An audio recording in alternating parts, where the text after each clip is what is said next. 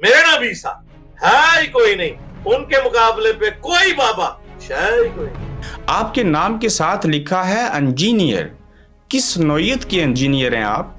Engineering میں نے mechanical engineering کی ہوئی ہے جی، آنرز کے ساتھ۔ کہ انجینئر کو تو سڑکیں بنانی چاہیے، گاڑیاں ٹھیک کرنی چاہیے تھی، اس سے جہازوں کے گیئر کے بارے میں پوچھنا چاہیے تھا، تو میں آپ سے کیوں دین کے اوپر بات کروں گا؟ آپ اس لیے مجھ سے دین کے بارے میں بات کریں گے کہ جن لوگوں کی یہ ڈیوٹی تھی انہوں نے اس کو پروفیشن بنایا اور اللہ کی آیات کو بیچا دنیا کے مال کے عوض۔ سر آپ کسی دور میں سبز پگڑی پہنتے تھے، آج کالی پگڑی پہنتے ہیں، اور کسی دور میں الیاس قادری صاحب کے ساتھ تھے اور تبلیغی جماعت کے ساتھ تھے، یعنی کہ آپ بھی کسی فرقے کے ساتھ تھے اس سے قبل، اور یہ ہدایت کب ملی؟ جی بالکل فرقوں کے ساتھ تھا۔ رہا پگڑی کے کلرز کا مسئلہ، میں اسے جائز سمجھتا ہوں، ابھی بھی میں ربیع الاول کے اندر گرین پگڑی بھی باندھ لیتا ہوں، میں وائٹ بھی باندھتا ہوں، بلیک بھی، یہ تینوں کلر میں استعمال کرتا ہوں۔ باقی میں ان جماعتوں کے ساتھ رہا، آج بھی میں ان جماعتوں کو، ان کے فرقوں کو مسلمان سمجھتا ہوں، صرف ان سے علمی اختلاف رکھتا ہوں۔ جس شخص کے پاس علم ہو اسے کیا اتنا جذباتی ہونا چاہیے؟ جذباتی سے مراد اگر کوئی شخص جذبات کی روح میں بہ جائے وہ تو بالکل غلط ہے، تو یہ رسول اللہ کی سنت ہے۔ صحیح مسلم میں 2005 نمبر حدیث ہے، نبی الاسلام جب ممبر پر تشریف لاتے تو آپ کی آواز بلند ہو جاتی، آپ کے غصے میں اضافہ ہو جاتا اور آپ کی آنکھیں سرخ ہو جاتی، گویا کوئی جرنیل اپنی فوج کو تیار کر رہا ہے۔ بے شک آپ نے بڑی اچھی وضاحت دی۔ ڈاکٹر اسرار کا نام، الیاس قادری صاحب کا نام، آخر آپ کے کتنے استاد ہیں؟ میں نے جس سے جو چیز بھی سیکھی ہے الحمدللہ میں آج بھی اپنے استادوں کی قدر کرتا ہوں۔ میری زندگی میں جو ٹرننگ پوائنٹ لانے والے چند ڈومیننٹ پرسنالٹیز ہیں ان میں ٹاپ آف لسٹ 2 پرسنالٹیز ہیں، پیر نصیر صاحب رحمہ اللہ تعالی اور ڈاکٹر اسرار صاحب رحمہ اللہ تعالی، اس کے بعد شیخ زبیر علی صاحب رحمہ اللہ تعالی، مولانا اسحاق صاحب رحمہ اللہ تعالی۔ سر بہت بڑے نام آپ نے لیے، اور ان سب میں سے یہ سارے آپ کے رول ماڈل ہیں؟ رول ماڈل صرف وہ شخص ہے جس کی قبر مدینے میں صلی اللہ علیہ وآلہ وسلم۔ سر جن استادوں سے آپ پڑھے آج بھی ان کی قدر کرتے ہیں، ان کے ہاتھ چومتے ہیں، لیکن شاگرد آگے چلا گیا اور استاد پیچھے رہ گئے پیروی کرنے میں اور دین کو پھیلانے میں اور تبلیغ میں۔ اس کی وجہ ریسورسز ہے نہیں۔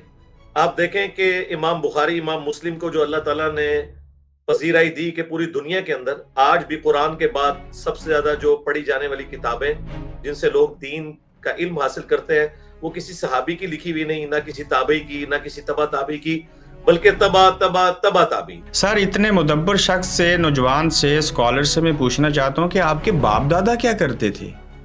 میرے والد صاحب جو ہیں وہ بینک میں ملازمت کرتے تھے، میرے دادا ابو ریلوے میں جاب کرتے تھے۔ بے شک۔ سر قرآن کس سے پڑھا؟ قرآن پاک میں نے بچپن میں اپنی گلی میں جو مسجد تھی اس میں جو ہمارے قاری صاحب تھے حافظ عبداللہ صاحب، ان سے میں نے قرآن پڑھا۔ سر کس کی تفسیر اور ترجمہ قرآن کا، اور کتنی مرتبہ پڑھا تفسیر اور ترجمہ؟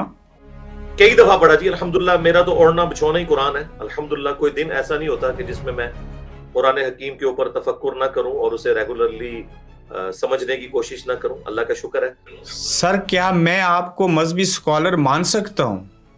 میں ایک اسٹوڈنٹ ہوں دین کا الحمدللہ۔ باقی جو اسکالر والا معاملہ ہے یقیناً ہر مسلمان عالم ہی ہوتا ہے۔ وہ لوگ کون تھے جنہوں نے مدینہ کے اندر آل رسول کو چن چن کر شہید کیا؟ بنو امیہ تھے جی، انہوں نے اپنے دور حکومت کے اندر یہ ظلم کیا اور نبی الاسلام نے پہلے ہی بتا دیا تھا اس کے بارے میں۔ 3 دن مدینہ میں اذان نہ ہوئی، جماعت نہ ہو سکی، نبی کے گھر میں پابندیاں اور وہاں پہ لوگوں کو عبادت نہ کرنے دی گئی، ایسا کیوں ہوا تھا؟ یہ یزید پلید کے دور کے اندر ہوا ہے، بلکہ خانہ کعبے کے اوپر بھی چڑھائی ہوئی، مسجد نبوی کی بھی توہین کی گئی۔ ظاہر ہے دنیا کی لالچ میں، بخاری مسلم میں حدیث ہے۔ حسین علیہ السلام کو یزید نے ہی شہید کیا تھا، تو پھر یہ جنگ اسلام کے لیے تھی یا اقتدار کے لیے تھی؟ اسلام جو ہے وہ سیاست سے الگ تو نہیں ہے جی، جدا ہو دین سیاست سے تو رہ جاتی ہے چنگیزی۔ کیا بات ہے، اسلام زندہ ہوتا ہے ہر کربلا کے بعد، آپ مانتے ہیں؟ جی بالکل، اور یہ کربلا رکی نہیں ہے، یہ امام حسین علیہ السلام سے جو کربلا شروع ہوئی اس کا اگلا جو بیٹل فیلڈ ہے وہ نفس زکیہ کی شہادت ہے۔ مجھے کسی نے یہ حق نہیں دیا کہ میں دوسرے مسلمان بھائی سے جو سامنے بیٹھا ہے اس سے پوچھوں کہ آپ کا عقیدہ کیا ہے، لیکن پوچھنا چاہتا ہوں جی جی کیا عقیدہ ہے آپ کا؟ جی کس پوائنٹ آف ویو سے؟ عقائد تو بہت زیادہ ہیں. اگر آپ بنیادی عقائد پوچھیں گے تو وہ 3 ہیں مسلمانوں کے: عقیدہ توحید، عقیدہ رسالت اور عقیدہ آخرت. کیا یہ بات درست ہے کہ جماعت اہل سنت کی میں اگر بات کروں تو ان کی جو کمزوریاں اور خامیاں تھیں اور چند پیچیدگیاں تھیں ان کو آپ نے وجہ بنا کے اپنے آپ کو متعارف کروایا اور ان کی نشاندہی کی؟ جماعت اہل سنت سے مراد آپ اگر بریلوی مکتب لے رہے ہیں تو وہ اکیلے سٹیک ہولڈر تو نہیں ہے. بریلوی بھی اہل سنت ہے، دیوبند بھی اہل سنت ہے اور اہل حدیث بھی اہل سنت ہے. اور اگر آپ دوسرے ملکوں میں چلے جائیں تو حنفی، شافعی، مالکی، حنبلی یہ اہل سنت کے ہی اسکول آف تھاٹ ہیں. تو میں نے ان کی غلطیاں ہائی لائٹ کی. اور دوسری طرف اہل تشیع، 2 ہی بڑے فرقے ہیں، اہل سنت اور اہل تشیع. اہل سنت کے اندر پھر یہ آگے کیٹیگریز ہیں مختلف لوگوں کی. بالکل ایسے یہ سر، یہ داڑھی چھوٹی اور بڑی کا معاملہ کیا ہے؟ داڑھی ویسے سنت تو یہ ہے کہ نبی علیہ السلام کی مبارک داڑھی جو ہے وہ نہر تک تھی. شمائل ترمذی، امام ترمذی نے ایک کتاب لکھی ہے، اس میں نقل کیا ہے، یعنی کہ 1 مٹھی داڑھی تھی. 1 مٹھی کے بعد اگر کوئی بڑھانا چاہے تو بڑھا سکتا ہے. میرے کئی بال 1 مٹھی سے زیادہ ہے، میں نے کبھی داڑھی کاٹی نہیں ہے. اتنے ایسے مذہبی اسکالر اور دین کی خدمت کرنے والے ہیں جن کے ساتھ آپ کا اس دور میں بھی اچھا رابطہ ہے اور اچھے تعلقات ہیں. بہت ساروں کے ساتھ ہیں جی، لیکن میں ان کے نام نہیں بتاؤں گا کیونکہ یہ نام میں اگر ان کے بتا دیے تو ان کے لیے پرابلم کھڑی ہو جائے گی. الحمدللہ میرے بہت سارے علماء کے ساتھ رابطے ہیں. رہا سیاستدان، اللہ کے فضل سے کسی سیاستدان سے میرا کوئی رابطہ نہیں. اچھی حسن اخلاق والے کو جنت کی بشارت دی گئی ہے، اور آپ ٹھہرے کہ آئے روز مناظرے کرتے ہیں اور لوگوں کے اوپر مناسب الفاظ کے ساتھ نہیں جذبات کے ساتھ آ کے اپنے دوسرے مسلمان بھائیوں سے کیوں ایسا کرتے ہیں؟ نہیں، میں نے تو مناظرے کا چیلنج کبھی بھی نہیں کسی کو نہیں دیا. یہ ریبٹل تھا. مجھے یہ کہتے تھے کہ اگر آپ سچے ہیں نا تو ہمارے علماء کے ساتھ مناظرہ کیوں نہیں کرتے. تو میں نے کہا تھا کہ یہ کوئی دلیل نہیں سچائی کی، لیکن اگر آپ کا بہت زیادہ شوق ہے تو کسی بڑے مفتی سے جس کو پورے ملک کے لوگ فون کرتے ہوں، جس طرح مفتی منیب صاحب ہیں، مفتی تقی عثمانی صاحب، ان کو بلائیں اور میرے الفاظ ریکارڈ ہیں. میں انہیں کرسی پہ بٹھا کے سامنے زمین پہ بیٹھوں گا اور اگر وہ سمجھتے ہیں کہ میرے اندر کوئی عقیدے کی خرابی ہے تو وہ اپنی چیز ہائی لائٹ کر سکتے ہیں. سر، چیلنج کرنا، ڈیبیٹ کرنا اور اردو میں لفظ مناظرہ، اس میں فرق کیا ہے؟ جی فرق ہے نا. دیکھیں، مناظرہ عربی زبان میں کہتے ہیں آمنے سامنے بیٹھ کے بات کرنا، تو یہ تو ہم نے کبھی بھی نہیں کیا. رہا ڈیبیٹ، علمی ڈیبیٹ، گفتگو، چیلنج، اور چیلنج یہ کرنا کہ بھائی یہ بات ہے اور میرا چیلنج ہے کہ قرآن و سنت میں ایسے ہی لکھا ہے، اگر تمہارے پاس کوئی دلیل ہے تو اس کا جواب دو. اس کا مطلب یہ ہوتا ہے کہ ویڈیو کا جواب دو. آپ دوسروں کے اوپر تنقید کرتے ہیں اور پھر جب ڈائیلاگ کی بات آتی ہے تو آمنے سامنے بیٹھنے میں کیا حرج سمجھتے ہیں آپ؟ نہیں، کوئی حرج نہیں میں سمجھتا. میں تو تیار ہوں. میں صرف یہ کہتا ہوں کہ ہمارے جو مخاطبین ہیں وہ لاکھوں کروڑوں کی تعداد میں علماء ہیں. لاکھوں میں تو ہیں. 5 لاکھ نے تو صرف مولانا فضل الرحمان صاحب کے ہاتھ میں بیعت کی ہوئی ہے. تو وہ ایک سے میں بات کروں گا، دوسرا کہے گا مجھ سے بھی بات کرو، تو میں تو یہ پوری عمر نو بھی مل جائے میں یہ نہیں کر سکتا. تو اس کا سمپل سولوشن یہ تھا. آپ اس کے ساتھ بیٹھنے کے لیے تیار ہیں اور لفظ استعمال کرتے ہیں، جملہ اپنی زبان سے کہتے ہیں کہ تا قیامت یہ چیلنج ہے، جو چاہے میرے ساتھ ڈیبیٹ کر لے. جی جی. تو جب آپ کے در کے باہر مہمان آ گیا تو اس کو تو گھر کے اندر آپ نے آنے نہ دیا اور پانی تک کا نہ پوچھا. جی جی، یہ ان کا کہنا ہے. وہ پہلے دن تو ان کا یہ جھوٹ چل گیا. جب وہ ویڈیو ہوئی جس میں ہم نے ان کو، ہمارے بھائی نے جا کے 10 بوسی کی اور اس کے بعد ان کو گھسیٹ کے اندر لانے کی کوشش کی، تو انہوں نے کہا میں یہاں کوئی چائے سموسے کھانے نہیں آیا. حالانکہ ویڈیو یہی ریکارڈ کروا کے آئے تھے کہ چلیں کوئی نہیں تو ہم چائے سموسے ہی کھائیں گے. اور پھر ویڈیو یہ بھی ریکارڈ کرائی تھی کہ ویڈیو بے شک نہ بھی بنے، ہمارے کیمرے نہ بھی جائیں تب بھی ہم اندر جائیں گے. ان کو ہم نے کہا آپ آئیں، چائے سموسا بھی اور کیمرے ہم بعد میں لے کے آئیں گے اگر آپ کی ڈسکشن ہوئی، ادروائز آپ چائے سموسا جو ہے وہ آ کے استعمال کریں. لیکن وہ انہوں نے اپنی باتوں سے خود ہی پیچھے ہٹ گئے. یعنی کہ مفتی محمد حنیف قریشی صاحب وہاں آئے اور آپ ان کو پکڑ کے اندر جا کے پکوڑے، چائے اور سموسے کھلانا چاہتے تھے، انہوں نے انکار کر دیا. جی ویڈیو میں ریکارڈ ہے. ہماری ویڈیو الحمدللہ 21 گھنٹے کے اندر 3 لاکھ لوگ دیکھ چکے ہیں. اس میں ہم نے ویڈیو پروف بھی ڈال دیا اور یہ ویڈیو ان کے بندے نے جو ہے ریکارڈ کی تھی، ہمارے لوگوں نے ریکارڈ نہیں کی تھی. محترم انجینئر صاحب، آپ ان کو اندر کیوں لے کے جانا چاہتے تھے مفتی حنیف قریشی صاحب کو؟ وہ اس لیے کہ وہ کہہ رہے تھے کہ ہم نے انجینئر صاحب سے ملنا ہے، تو اتوار والے دن ہم کسی کو بھی آنے سے نہیں روکتے. تو سنڈے والے دن آپ اویلیبل ہوتے ہیں اور وہ نہیں آئے، اور کچھ دیر پہلے آپ کہہ رہے تھے کہ میں ان سے مناظرہ نہیں کرنا چاہ رہا تھا، میں ایسے نہیں ملنا چاہتا تھا، کسی بڑے کو وہ بھیجتے. تو پھر اندر کیوں لے کے جا رہے تھے؟ ہاں جی، مناظرے کے لیے ان کو اندر آنے کی اجازت نہیں ملنے کے لیے, اور انہوں نے خود بھی کہا تھا میں ملوں گا, لیکن وہ کہہ رہے تھے مناظرے کی شرط میں اندر آؤں گا, تو وہ تو خود ہی انہوں نے وائلیٹ کر دی اپنی بات. یعنی کہ مفتی حنیف قریشی صاحب کو آپ دعوت دے رہے ہیں کہ وہ اگلے اتوار آ جائیں تو آپ ان کو چائے پکوڑے سموسے کھلائیں گے, ملیں گے, بات نہیں کریں گے ان سے. مفتی منیب صاحب کے فرقے کا, مفتی تقی عثمانی صاحب کے فرقے کا کوئی بھی بندہ درس اٹینڈ کرنے کے لیے اتوار والے دن آ سکتا ہے, خواہ وہ عالم ہو یا عامی آدمی ہو. رہا مناظرے والا معاملہ, تو چونکہ ان کی خواہش ہے کہ مناظرہ ہو, تو اس کے لیے میں نے ایک ہی چھوٹی سی شرط رکھی ہے کہ اپنے بڑے کو لانچ کریں یا بڑے سے اپنے حق میں ویڈیو بنوائیں, تو بالکل بنوائیں, تو مناظرے کے لیے بھی انشاءاللہ بیٹھ جائیں گے, لیکن اس کے لیے فریم ورک ہوگا, ہمیں انتظامیہ سے اپروول لے کے ایک باقاعدہ سیکیورٹی لینی پڑے گی, اس کے بعد وہ معاملات ہوں گے. جب بھی ہوگا انشاءاللہ تعالیٰ تو میں اس کے اوپر ویڈیو ریکارڈ کرا دوں گا پہلے. مفتی منیب الرحمان صاحب آپ کے پاس مناظرہ کرنے آئیں تو آپ مان گئے ہیں کہ میں ان کے ساتھ مناظرہ کروں گا اور وہ اس قابل ہیں؟ جی, اس لیے کہ وہ مکتب فکر کے بڑے ہیں, اور یہ میری خواہش نہیں ہے, ان کے ماننے والوں کی خواہش ہے کہ ہم قرآن و سنت کو اس وقت مانیں گے جب مفتی منیب صاحب میچ ہارے. تو میں نے کہا چلیں ہم آپ کی یہ خواہش بھی پوری کر دیتے ہیں, ان کو بھیجیں, ہم انہیں کرسی پہ بٹھائیں گے, خود میں زمین پہ بیٹھوں گا. مفتی محمد حنیف قریشی سے مناظرہ نہیں کریں گے, لیکن مفتی منیب الرحمان صاحب آ جائیں تو حاضر ہیں.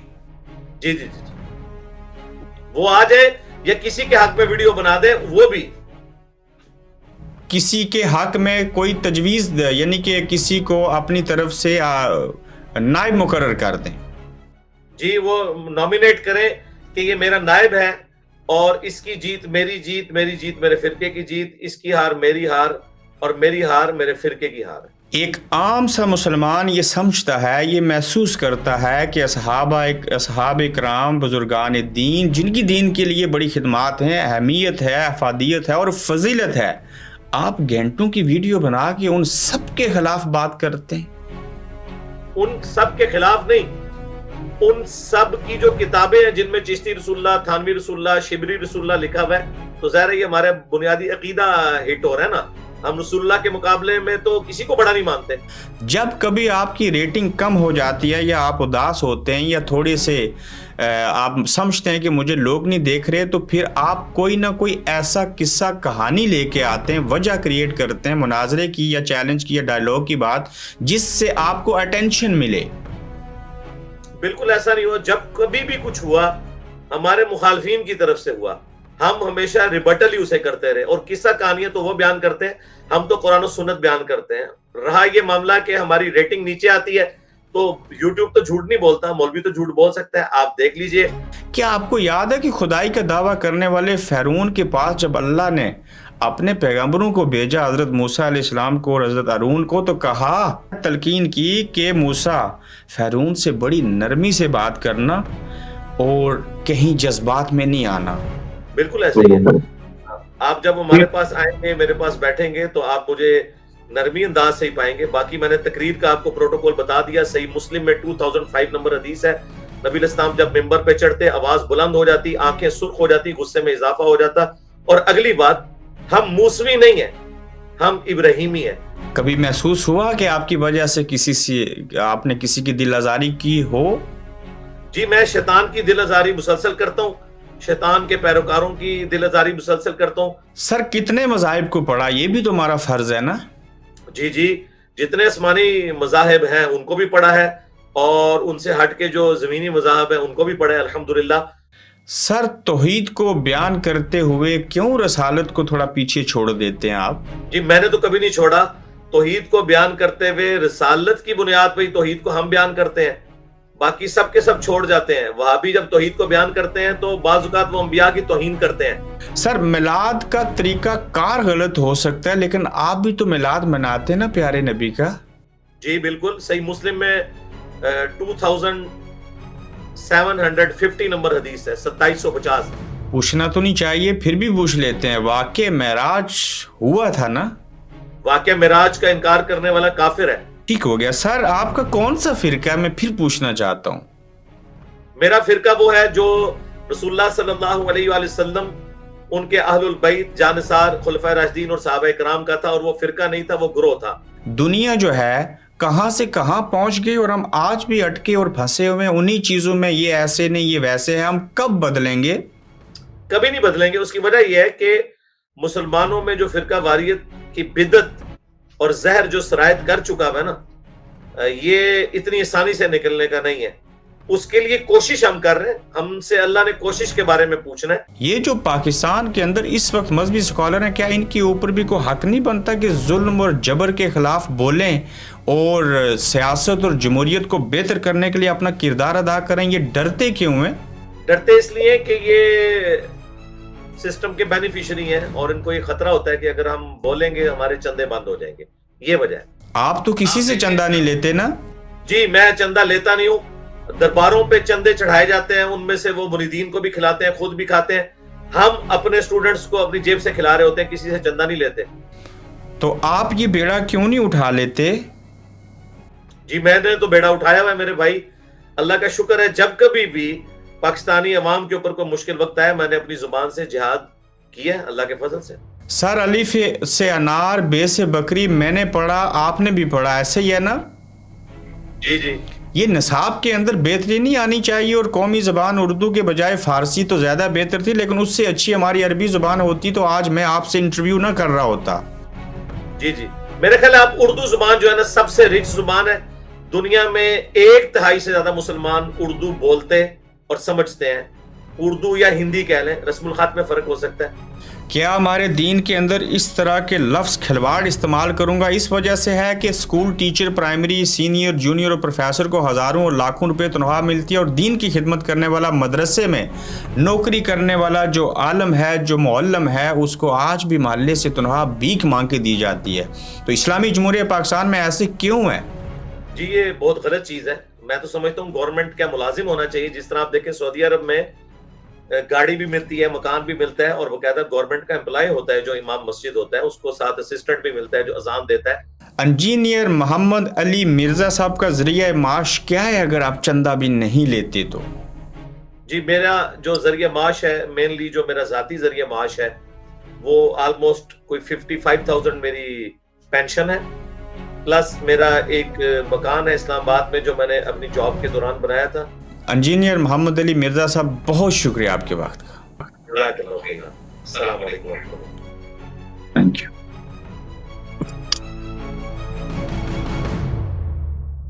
آپ دیکھ رہے ہیں گورکھ دھندا ابرار قریشی کے ساتھ.